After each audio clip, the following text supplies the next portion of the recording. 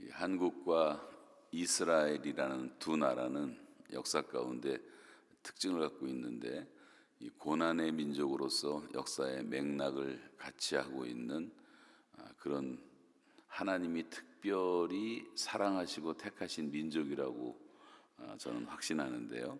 이스라엘의 역사를 보면 수천 년 동안 저 북방에서 아시리아라든가 바벨로니아라든가 로마라든가 페르시아라든가 이런 제국들이 일어날 때마다 계속 침략을 해서 갈릴리는 다 피가 섞일 정도가 된 나라가 됐고, 또 밑에 그 애굽이라는 큰 나라가 있어서 항상 강대국들이 통과하는 나라가 됐습니다. 또 남방 애굽에게도 고난을 많이 받아서 어떤 때는 400년 동안 노예 생활을 하기도 한 기록을 우리가 잘 알고 있습니다. 그러다가 예수님 때에 오면서 나라 자체가 없어지죠. 예루살렘이 멸망하고 2000년 동안 나라가 없이 전 세계에 유리방황하는 민족이 됩니다. 물론 이제 회당과 그 교회, 회당이 교회죠. 이 교회와 가정을 지켰기 때문에 그 민족은 지금도 이제 건재하고 있는데, 그래서 1948년에 이제 드디어 이스라엘이 새롭게 이제 건국됩니다. 그래서 하나님께서는 그 고난을 통해서 정금같이 사용해서 지금 귀하게 사용을 받고 있는데, 여러분 미국 최고 부자 40명 가운데 16명이 유대인이다라는 말을 들어보셨을 거예요.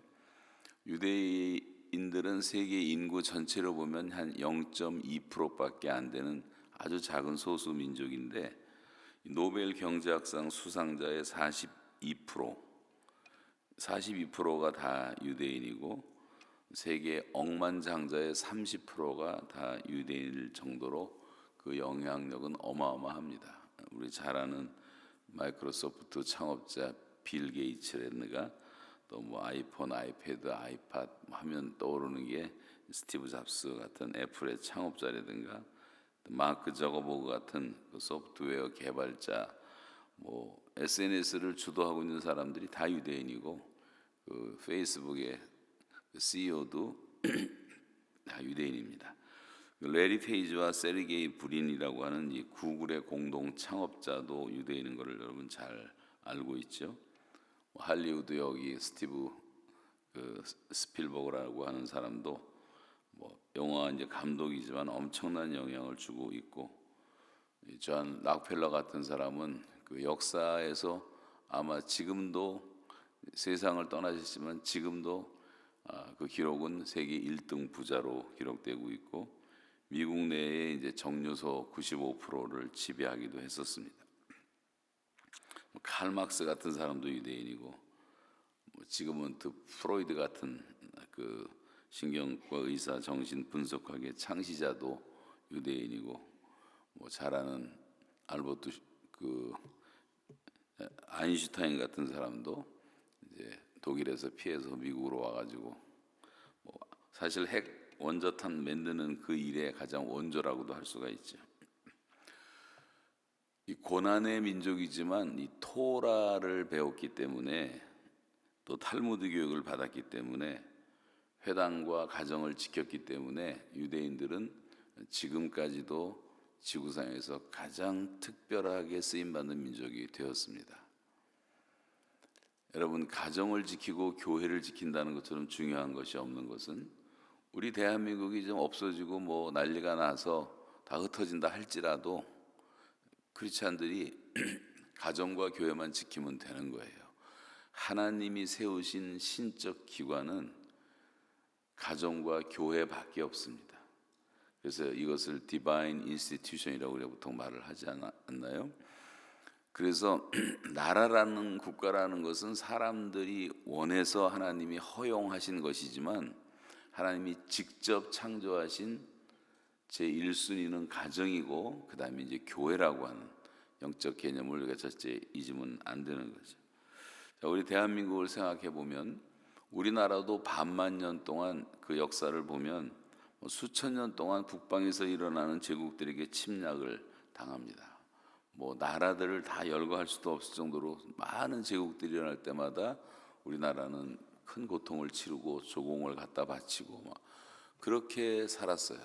더군다나 저 남쪽에 있는 일본 같은 나라에도 침략을 받고 임진왜란 때 얼마나 고통을 당했는지 말도 못하는데, 이 중국 쪽 북방에서 200번 전쟁을 치렀다면 일본과는 700번 전쟁을 치를 정도로 그렇게 시달려 오다가 결국은 나라까지 빼앗기고 36년 동안 우리가 고난을 받고 언어도 빼앗기고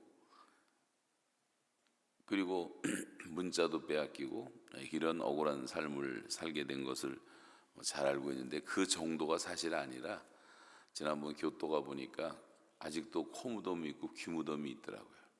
조선 사람들이 귀만 18만 개를 베가지고 무덤을 만들었는데, 머리 하나 잘라가면 승진을 하니까 가져갔는데 너무 무거우니까 귀만 잘라가고 코만 잘라가서 코무덤이 2배당만한 무덤들이 교토에 있는 것을 보게 됐어요. 이거 얼마나 서글픈지 모릅니다. 그런 거 생각하면. 그러다가 이제 해방은 됐는데 또 민족이 분열해 갖고 남북이 갈라지고 민족 상잔의 그 비극적인 상처들이 수백만 명이 그런 상처를 겪고 있습니다. 자, 그러는 가운데 지금 6.25 이후로 이제 74년이 지나면서 우리가 지금 이 시점에 와 있고, 지금 이 시점은 또 굉장히 중요한 시점이 되어서 그 해방돼서 나라가 독립하기 전에 이승만 대통령 때 상황과 비슷할 정도로 좌우로 갈라져서 지금 큰 곤욕을 치르고 있습니다만, 이때 우리가 항상 기억해야 될 것은 우리 목사님들이 설교 시간에 많이 말하는 대로 기독교는 국경이 없지만 기독교인에게는 민족이 있습니다 라는 말씀을 기억해야 된다고 생각합니다. 기독교는 다 모든 걸 초월합니다. 근데 우리는 기독교인이기 때문에 우리에게는 조국이 있는 것이고 어머니 같은 내 조국이 있는 거죠. 성경에 나타나는 모세라든가 에스더라든가 느헤미야라든가 다니엘이라든가 사무엘이라든가 다윗이라든가 모세라든가 다 애국자였어요. 철저한 애국자들이었습니다.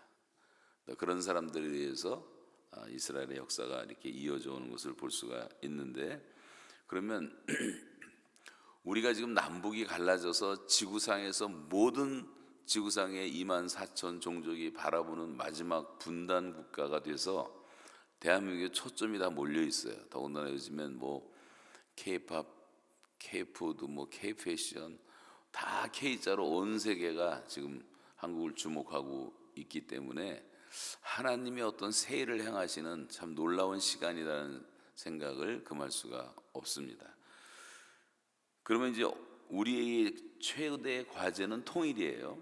여러분, 우리가 복음으로 통일될 수가 있다면 지금 우리가 겪고 있는 모든 고민은 다 사라집니다.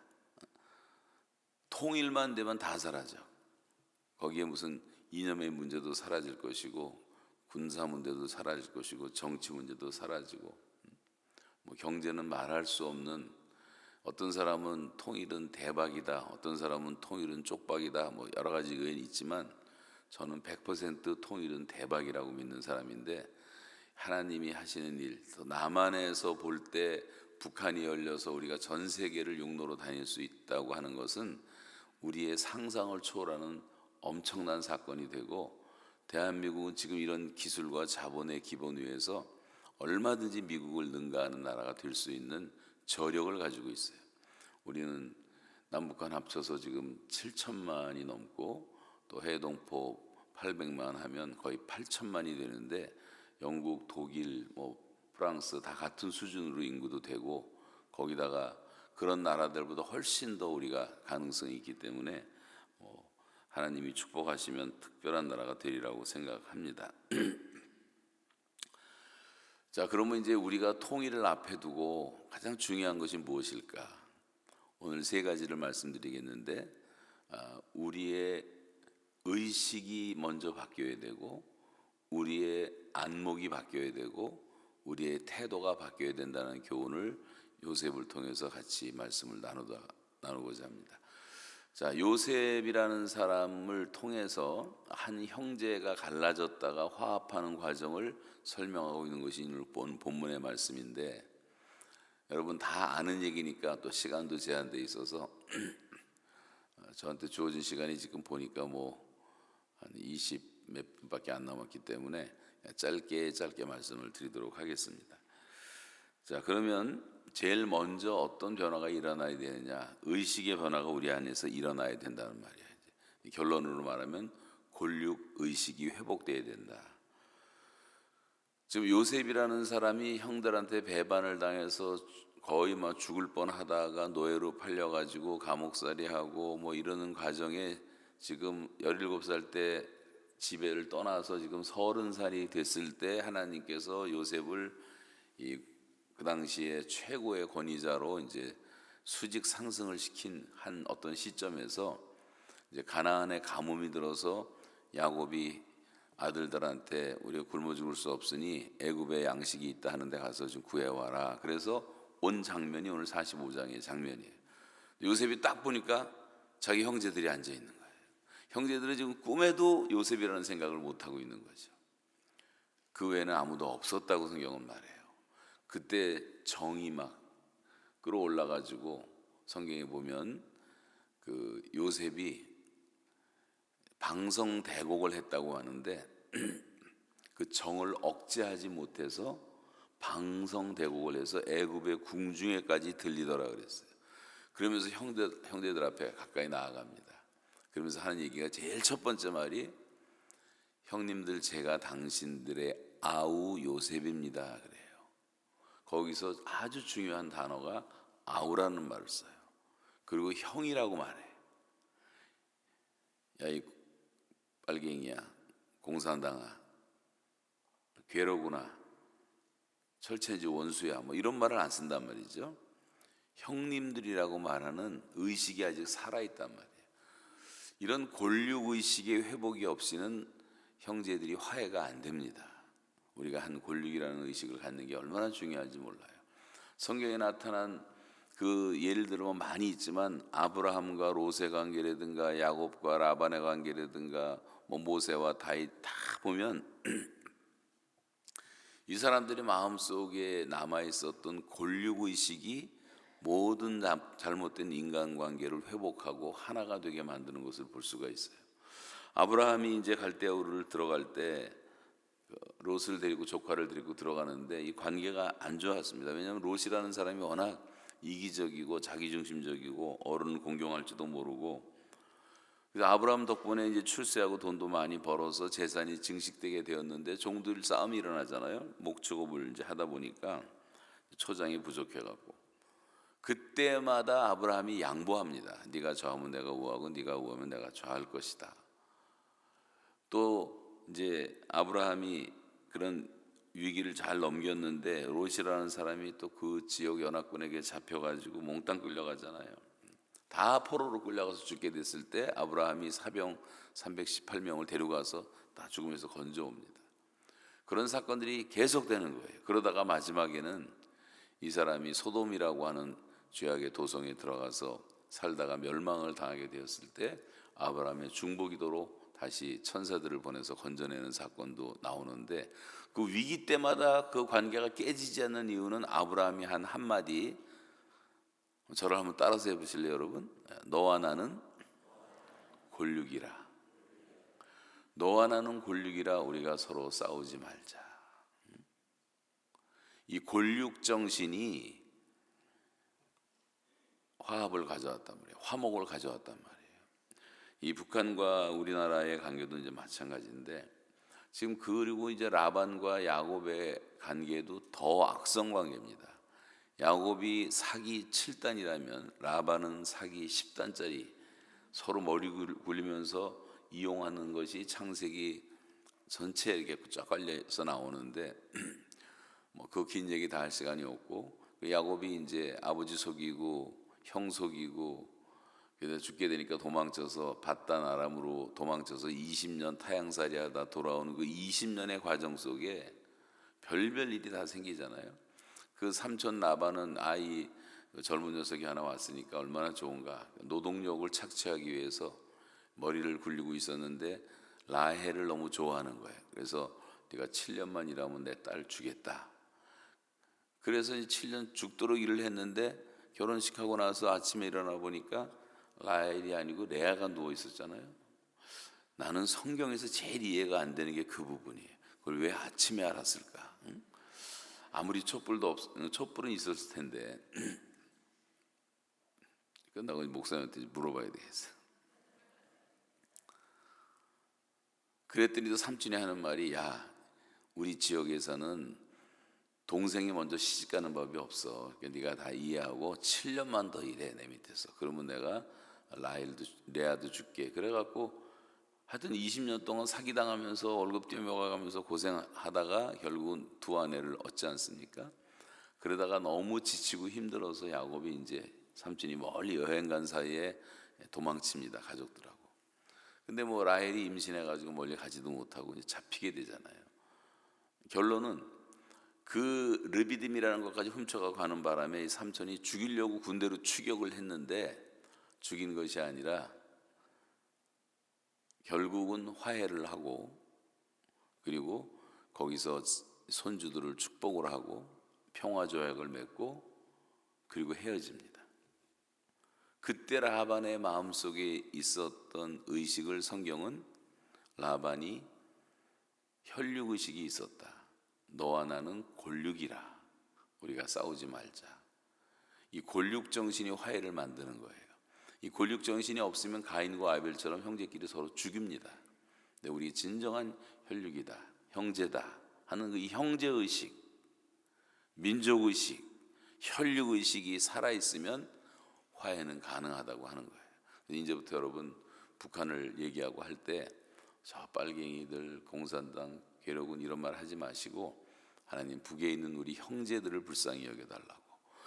이 북한이라는 나라를 여러분, 이 북한의 정권이라는 악의 축과 북한 주민들을 같이 보는 착시 현상을 버려야 돼요. 이걸 분리해서 이 악의 축은 한 2,000명밖에 안 되는 이거 악인들입니다. 이것들이 2천만을 노예로 삼고 있는 거예요. 다 그들은 우리 형제들이에요. 북한에 있는 2천만 백성들은, 여러분 내가 왜 2천만이라고 그러는지 하고 저기 생각하는 분도 계실지 모르겠는데 2,600만, 2,500만 말하는데 다 거짓말입니다. 제가 150번을 북한 땅을 밟으면서 나름대로 인구조사를 대략 해보니까 실제로는 한 1,800만밖에 안 돼요. 이 공산당은 다 거짓말이에요. 100%. 김일성 전집부터 시작해서 인민들 속에서 200권 쓴 책부터 시작해서 이 빨치산 참가자들의 회상기라는 13권부터 시작해서 뭐 김정숙 이야기부터, 제가 그 책을 수백 권을 다 읽었어요. 전 주사파 할아버지가 와도 얘기할 자신이 있어요.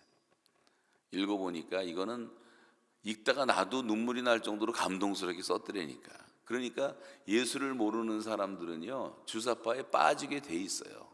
이게 만수대 창작사에다가 소설 잘 쓰는 사람들만 모아가지고 수십 년 동안을 그걸 가짜를 만들어가고 교육시키는 게 이제 그런 책들이거든요. 그 얘기는 할 시간이 없고, 그래서 다 거짓말 위에 세워진 나라인데 그 2천만 명 되는 우리 북한 주민들은 죄가 없어요. 그 땅에 태어났기 때문에 사는 거예요. 그 땅에 태어난 자밖에 없어. 그들은 다 우리의 형제라는 의식을 가지고, 여러분 그렇게 할 때 우리에게 화해가 가능한 겁니다. 모세의 마음속에도 그런 마음이 있었고 다윗의 마음속에도 또 바울의 마음속에도 그런 마음이 있었어요. 내 이름이 생명책에서 지워질지라도 하나님 내 동족이 구원받기를 원합니다. 내가 그리스도에게서 끊어져 저주를 받을지라도 하나님 내 동족을 구원해 주십시오. 동족들에게 핍박을 받으면서도 사도 바울은 여행하고 선교할 때마다 제일 먼저 항상 유대인의 회당부터 들립니다. 자기 동족을 먼저 구원하기 위해서. 사실 로마서는 8장에서 끝나야 되는데 9장에서 11장까지는 그런 이스라엘의 역사에 대한 하나님의 새로운 계시가 나오고 있는 장이잖아요. 그래서 하여간 그렇게 돼가지고 이제 화해를 하게 됐다는 것을 기억하시면서,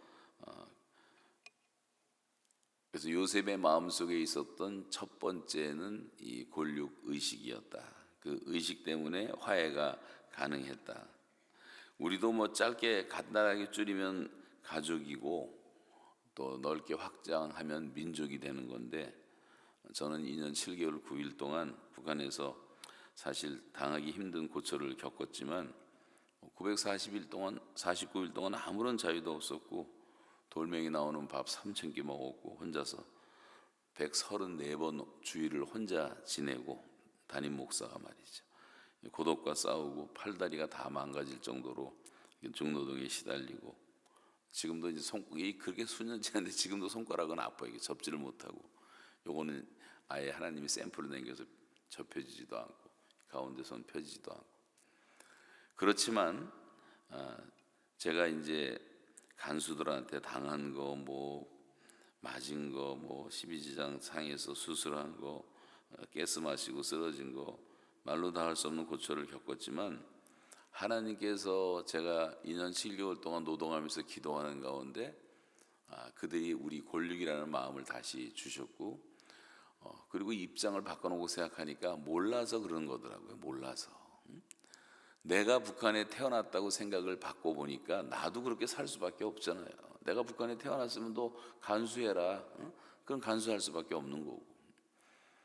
다 몰라서 그래요. 예수님의 마지막 십자가의 기도처럼 저들이 몰라서 저럽니다. 용서해 주십시오. 용서의 기도가 나오고. 그래서 저는 감옥에 있을 때부터 근 3년 동안 용서의 기도를 드렸고, 나와서 지금까지 단 한 번도, 벌써 제가 꽤 됐어요. 나온 지 7년이 됐는데 단 한 번도 저는 트라우마를 겪은 적도 없고 북한 꿈을 꾼 적도 없고 무서운 꿈을 꾼 적도 없어요. 여러분, 기독교의 최대의 메시지는 용서하라는 겁니다. 용서처럼 강력한 파워가 없는 거예요. 그게 나를 살리는 거예요. 내가 누굴 미워하면 항상 나부터 더러워지잖아. 나부터. 욕이 나오고. 그래서 난 이재명도 별로 욕을 안 하기로 했어요. 욕을 하다 보니까 내가 더러워져서 불쌍히 여기고, 원수라도 사랑하라 했으니까 용서를 해야 되겠다. 그 영혼도 구원을 받아야 되니까 말이죠. 하여간 우리는 그 땅에 태어난 그 분들이 다른 종족이 아니라 반만 년 동안 한반도라고 하는 땅에서 단일 민족으로 살았던 우리 형제라는 것을 늘 기억하시고, 여러분, 이런 마음으로 북한에 있는 형제들을 불쌍히 여겨달라고 하는 이 권력의식을 회복할 때 화해는 가능하다고 생각합니다. 두 번째는 이제 관점의 변화라고 할 수가 있는데, 안목의 변화라고도 할 수가 있어요. 요셉이라는 사람이 지금 여기 나오는 거 보면 자기가 당한 역사, 인간적으로 생각하면 얼마나 억울하고 얼마나 가슴 아프고 얼마나 속상하겠어요. 형제들에게 배신을 당했다는 자체가. 근데 그런 말 하나도 안 해요. 오기도 없어요. 불평도 없어요. 불만도 없어요. 저주도 없어요. 엄청난 권력을 갖고 있는데도 그걸 권력을 사용하지 않아요. 자기 눈으로 보는 것이 아니라 요셉은 지금 하나님이 자기 가정에 역사하신 하나님의 섭리라고 하는 눈으로 보고 있는 것입니다. 그러면서 하는 말이, 형님들, 이 자기가 요셉이라고 말하니까 형들이 얼마나 충격받았겠어요.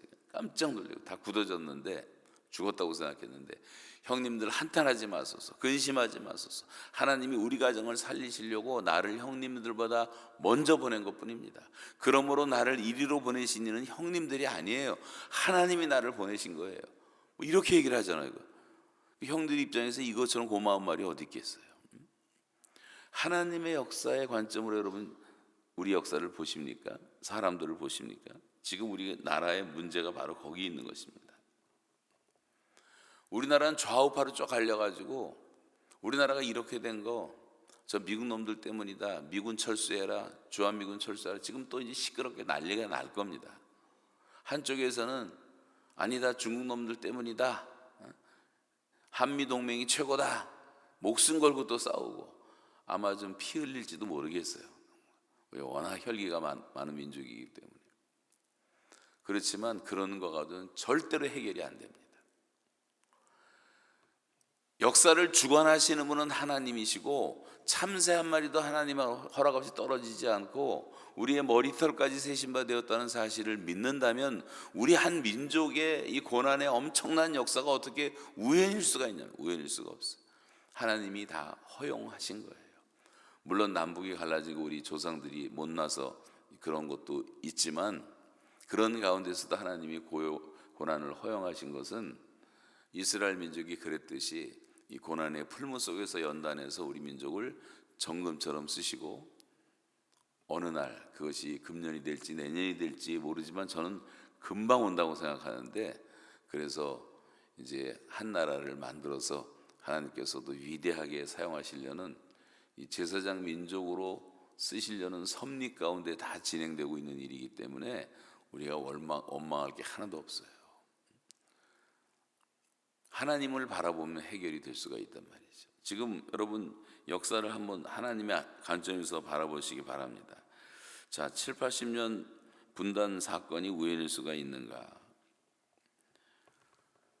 저는 이 남한을 보면 너무나 감사한 게, 우리가 38선이 그어져 있었기 때문에 우리나라가 부흥된 거예요. 육로로 아무 데도 갈 수가 없었기 때문에 배를 만들기 시작하다. 우리나라는 지금 지구상에 아주 명실공히 1등 조선 국가가 돼 있어요. 트럼프가 한국한테 지금 배를 만들어 달라고 할 정도로, 원래 군대 배는 외국에서 못 만드는데도 불구하고 트럼프가 이제 해군이 약하니까 한국에 목을 메고 있단 말이죠. 여러분 가보면 통영이라든가 가보면 대단합니다. 조선소. 중국도 대단한데 중국은 실력이 없어서 잠깐 망가지니까 다 다시 수주가 한국으로 오고 있어요. 지금 넘쳐납니다. 이 38선이 없었으면 그런 일도 안 일어났어요. 우리는 육로로 다닐 수 없으니까 비행기를 만들고 지금 전투기까지 만들고 있고, 또 뭐 허리를 졸라가면서 일을 해서 새마을 운동을 하고, 다 기독교인들이 일으킨 거예요. 열심히 일해서, 또 너무너무 가난할 때 60년대 70년대는 월남에 가서 피 흘려서 돈 보내고, 사우디 사막에 가서 돈 보내고,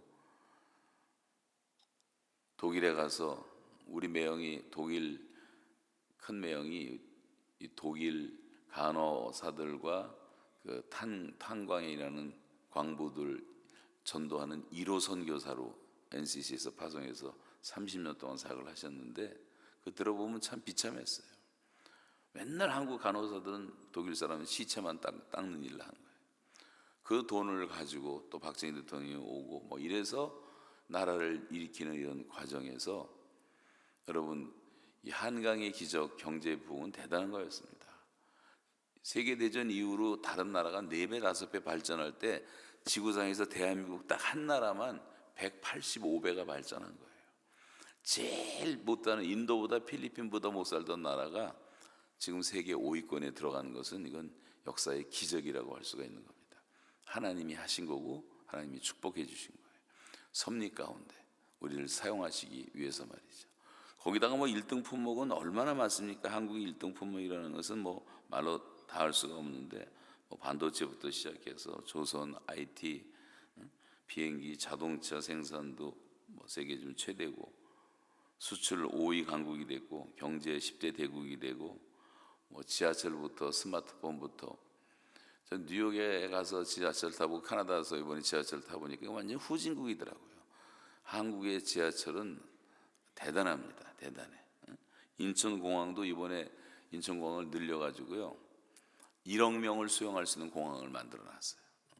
완전히 아시아 허브가 됐습니다. IT도 1등급 가고, 탁월한 1등 품목만 168개가 넘을 정도로. 여러분 우리가 똑같은 사건을 보면서도 부정적으로 보느냐 긍정적으로 보느냐 다른 거잖아요. 이 물을 보면서도 이게 지금 딱 예화 들기 좋은데, 반이나 남았네. 아이고 반밖에 안 남았어. 다른 거잖아요. 다른 거지. 우리가 예화 요즘 많이 듣는 것처럼 구두 세일즈맨이 아프리카 여행 가서 한 사람은 이거 뭐 도저히 여기는 구두 팔아먹다 망하겠습니다. 수치를 접으세요. 한 사람은 어마어마한 가능성이 있습니다. 조금만 설득시키면 다 신발을 신을 것 같습니다. 빨리 제작에 들어가십시오. 여러분 보는 관점과 눈에 따라 다른 거예요. 여호수아와 갈렙이 다 우리의 밥이라고 말하고, 한쪽에서는 우리는 메뚜기 새끼라고 자기를 자화상을 축소했듯이, 여러분이 그 믿음의 눈을 갖고 보셔야 돼요. 이 글렌데일 이쪽을 다니면서 보시니까 다 우리 밥이다 생각하면 밥이다. 응? 왜 이렇게 위축돼서 사냔 말이에요. 하나님의 자녀들이. 하나님의 안목으로 보면 모든 것이 다 달라 보이는 겁니다. 그래서 이제 우리가 원망할 것이 없다. 더군다나 영적으로 볼 때 북한 때문에 우리나라는 강력한 기독교 신앙을 갖게 된 거예요. 그래서 이민도 많이 오신 거예요. 어떻게 보면 항상 뭐 대한항공 파괴시키죠, 미얀마 폭파시키죠, 뭐 무장공비 보내죠. 그러니까 항상 두려우니까 열심히 교회 나가고 58,600개 자연동 불악에 다 교회가 세워지고 전국이 다 새벽기도하고 금요일마다 철야기도 하고 산에 가서 산기도 하고 위급하면 지금도 금식하는 사람들 많아요. 지금 금식할 때 금식하면서 기도하고. 그래서 70여 년 동안 우리나라를 지켜온 것이 다 우리 신앙이란 말이에요. 그 얘기 제가 몇 시간을 해도 다 풀어낼 수가 있는데 저는 그걸 몸으로 경험한 세대이기 때문에 별별 기적을 다 경험했어요. 여러분, 그런 과정에 북한 때문에 우리가 이런 강력한 신앙생활을 하게 된 거예요. 저 위대한 수령님 덕분에 우리가 이런 강력한 기독교 국가가 된 거예요. 그러니까 원망할 게 하나도 없어. 탈북자 하나가 우리 교회 와서 나보고 그러더라고. 나는 김정일이 너무 고맙대. 또 깜짝 놀라갖고, 야, 그건 무슨 소리야 그랬더니, 김정일이가 우리를 얼마나 고생시키고 얼마나 굶겨 놨으면 내가 도망쳐 나올 생각을 하고 캐나다까지 올 생각을 어떻게 꿈이나 꿨겠습니까? 그러더라고. 굶겼기 때문에 도망왔다고. 내가 네가 요셉이다 그랬어요. 요셉이다. 생각을 좀 긍정적으로 하잔 말이죠. 긍정적으로 하자. 원망하지 마세요. 불평하지 마세요. 하나님이 다 행하시고 하나님이 일을 하십니다. 인간이 할 수 있는 건 아무것도 없어요. 잘난 척할 필요도 없고 아는 척할 것도 없고. 자, 마지막 세 번째. 저한테 주어진 시간이 6분밖에 안 남아서 목사님이 연장까지 해주셨는데, 그래서 말씀드리는데 세 번째는, 첫 번째는 의식의 변화가 일어나야 되고, 두 번째는 안목의 관점의 변화가 일어나야 되고, 세 번째는 태도의 변화가 일어나야 된다는 말씀을 드리는데, 요셉이 그러면서 하는 얘기가 또 형님들 빨리 가서 아버지와 아버지 아들들과 손주들과 소와 양과 다 데려와서 나와 가까운 고센 땅에 있게 하십시오. 내가 그들을 봉양하겠습니다. 그러면서 내가 부족함이 없도록 섬기겠습니다. 이게 너무나 아름다운 거 아니에요? 요셉은 지금 세계 최고의 강자가 되어 있는 사람인데 이거 아무것도 아닌 그 형제들한테 지금 가뭄은 2년밖에 안 지나고 5년 남았습니다. 앞으로 다 죽습니다. 빨리 가서 모시고 오시오. 내가 섬기겠습니다. 요셉은요, 죽는 순간까지 그 약속을 지켜요. 여러분, 우리의 신앙의 태도가 중요한 겁니다. 하나님이 축복하셨을 때 우리는 항상 섬기는 마음을 가지고 살아야 돼요. 강자의 강점은 약자의 약점을 담당하는 게 강자지, 강자가 목에 힘주고 군림하고 돈 몇 푼 있다고 집 몇 채 있다고 거들대는 그 건방진 그 뭐라 그래요? 한국에서 그런 그 부자들 보면 아주 구역질이 나요. 구역질. 여러분, 강자는 약자를 섬기라고 하나님이 힘을 주시는 거예요. 최고의 강자는 하나님이세요. 전능하신 분이 사람이 돼서 오셨어요. 우리를 섬기러 오셨어요. 자기 목숨까지 제물로 드리시러 오신 것을 우리가 날마다 들으면서도 우리는 왜 이렇게 섬기지를 못하는가? 요셉은 지금 그 힘으로 뭐 죽여버릴 수도 있고 감옥에 넣을 수도 있고 다 할 수 있는데 그런 거 안 쓰잖아요. 그리고 그들을 사랑으로 섬겼습니다. 지금 대한민국은 강자고 미국은 강자예요. 북한은 거지 나라예요. 어떤 사람은 100분의 1이었는데 제가 볼 땐 100분의 1도 더 돼. 우리가 100 정도의 능력이라면 거의 1도 안 되는 거예요. 전쟁은 불가능한 거예요. 지금 쇼를 하느라고 뭐 원자탄 만든다, 땅굴을 판다, 해커들을 기른다 해갖고 비대칭 전략에 다 돈을 쏟고 있지만 그 사이에 수백만 명이 죽어갔고 백성들은 다 굶고 있고 산업은 아무것도 없고 생거지 나라를 만들어놨단 말이에요. 저는 북한을 북한 사람보다 더 잘할 수밖에 없는 게 150번을 다녔고 207개 군을 거의 다 다녀봤기 때문에 북한의 실정을 누구보다 잘 알아요. 탈북민들은 자기 동네밖에 몰라요. 거주의 자유가 없어. 북한은 한마디로 말하면 하나님이 저주하신 나라예요. 그래서 아무 힘이 없습니다. 사실은 오해하거나 두려워하거나 걱정하지 마세요. 하나님이 김정은 몽둥이를 나만이 죄가 많을 때 한번 쓰실 수도 있겠으나 그런 일이 일어나지 않도록 기도하셔야 되고 나만이 항상 강자입니다. 그러면 우리는 지금 뭘 해? 북한을 섬겨야 되는 거예요. 자기 목숨 걸고 도망쳐 나온 두만강이 아니라 도만강이라고 말하는데 그렇게 나온 탈북자 3만 명도 한국교회 1000만이 품지를 못한다면 그게 교회냔 말이에요.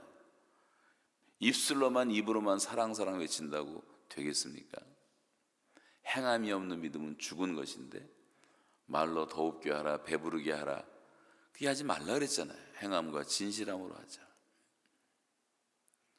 제가 북한 선교할 때 참 고마운 게 우리 집사람이 없어서 얘기지만 우리 집사람이 10년을 일했어요. 담임 목사 부인이었는데 교인들 몰래 터키 감별을 배워갖고 그건 밤중에 하는 거예요. 새벽까지 돈을 많이 주니까. 그럼 몇십만 불을 모아가지고 다 저한테 주는 거예요. 북한 고아들 먹이라고. 3만 불 4만 불 적금 들고 모아서 주고 제가 너무나 고맙더라고요. 우리는 400불짜리 아파트에 28년 동안 살면서 유학생 때부터 살던 아파트. 뭐 여러분한테 뭐 자랑하는 건 아닌데 아니 북한 선교를 한다 하면서 우리가 뭐 떵떵거리고 살면서 할 수가 있어요? 내 주머니에서 나가고 내 거를 나눠야지 뭐 맨날 교회 예산 갖고 떠들면 되겠어요? 여러분 주머니에서 나와야 되는 거예요. 자기 희생이 없는 사랑이 어디 있습니까? 우리가 섬길 때는 그런 희생이 다 필요한 거예요. 그러죠. 남한은 강자이기 때문에 조금만 희생해도 우리가 1년에 북한 사람들 먹이는 데 들어가는 돈이 그렇게 많지가 않아요. 다 감당할 수 있는 능력도 있어요. 충분히 있어요. 근데 대한민국은 북한을 도울 생각은 안 하고 90년대 한참 북한이 굶어 죽어갈 때 우리는 한참 만든 게 전국에다 먹자걸 목 만들고 맛집 만들고 카페 만들고 먹고 마시고 하는 일이에요. 수없이 돈을 쓰고 요즘에 또 개까지 기르려고 개가 1,500만 마리가 넘었는데 작년에 통계 보니까 우리나라 개들이 먹은 돈이요 작년 1년 동안에 개밥에 들어간 돈이 2조 7천억 원이에요. 2조 7천억 원. 애기들 주는데 그 우유값 뭐 이렇게 먹은 돈은 2조 2천억 원이야. 그러니까 개새끼들이 5천억을 더 먹었어. 그 개들 아프면 난리도 자기 부모 아프고 죽으면 뭐 들여다보지도 않는 것들이 강아지 새끼 하나 아프다고 막 울고 난리를 치고 그 인간이 수준이 너무 떨어져 버린 거예요 지금. 저도 개를 좋아하고 개를 사랑하고 개를 키웠던 사람인데 너무 지나치단 말이죠. 그런 얘기하자면 한이 없는데 그 엄청난 부를 하나님이 주셨는데 뭐 베트남, 필리핀, 뭐 중국 돌아다니면서 섹스나 하고 애들이나 낳아서 수만 명이 뭐 치코노, 피코노, 따이라얀 그 못된 짓이나 하고 성형수술하는 병원은 10,000개가 넘어서 수천만 원씩 수백만 원씩 돼가면서 얼굴 뜯어 고치고 그 이쁜 얼굴 왜 뜯어 고쳐서 다 그렇게 인형처럼 만드는지 모르겠어요. 한국 사람은 하나님도 몰라보신대요. 원판이 다 바뀌어가지고 하도 뜯어 고쳐가지고 화장품에 들어가는 돈이 얼마나 많습니까? 여러분 지금 미국의 통계를 보니까 미국도 그래요. 미국에서 전국 교회가 하는 선교비가 여자들이 쓸 때 입술을 바르는 립스틱 매출액보다도 작다고 나왔어요. 우리가 얼마나 헌신을 안 하고 있습니까? 어려운 사람들은 도울 줄 알고 구제는 하나님의 축복의 원리이기 때문에 주라 그러면 너에게 도로 되어 주리니 누르고 흔들어 넘치도록 하여 너에게 안겨준다고. 그런 말이 수두룩한데 우리는 말씀을 들으면서도 섬길 줄 모르는 거예요. 남북이 화해되고 하나 되는 건 서로 섬길 때 가능한 것입니다. 지금 5달러 갖고 우리 맥도날드도 못 먹지만 북한 가면 5달러 주면요 5식구가 한 달을 먹고 사는 양식이 되는 거예요. 우리가 엄청난 강자예요. 100달러 가져가면 다운증을 살 수가 있어요. 말도 안 되는 거죠. 굉장한 강자란 말이에요. 작은 것들을 모아서 여러분 지금 방법은 제가 나중에 이제 목사님과 같이 의논 드리겠지만 구체적으로 이런 것을 표현하고 또 여기 지금 LA에 와 있는 탈북민 수백 명이라도 좀 섬기고 돕고 하나하나 우리가 실천을 하면 좋겠다라는 생각을 합니다. 그런 작은 것이 작은 물방울이 바다를 이루듯이 그렇게 해서 통일이라는 복을 가져올 거고, 독일은 1989년에 통일이라는 선물을 받았는데 독일은 10년 동안 통독 헌금을 해갖고 교회들이 4,770만 마르크를 모아서 다 통독 교회를 도왔어요. 지하교회를. 그리고 정부는 1년에 쌀 한 말 반씩 동독 백성들을 먹이는데 도왔어요. 내 동족들이 굶어 죽으면 안 된다. 피 한 방울 흘리지 않고 하나님은 통일이라는 선물을 주신 거예요. 이런 것을 우리가 본받아야 돼요. 기독교 정신을. 지금 독일에는 난민만 450만 명이 들어와 있어요. 난민 캠프가 15,000개예요. 우리가 난민 여기서 안 받아들이려고 난리를 치고 있는데 어차피 난민 시대가 돼요. 인구가 100억이 되면 20억이 난민이 되는 거예요. 그것이 하나님의 뜻이에요. 한국에 들어와 있는 300만 외국인 노동자들이 다 복음을 듣고 있어요. 지금 무슬람들 현장 가서 전도하다 보면 우리 다 죽어요, 잘못하면. 근데 무슬람들이 난민으로 오면 전도하기가 너무 쉬운 거예요.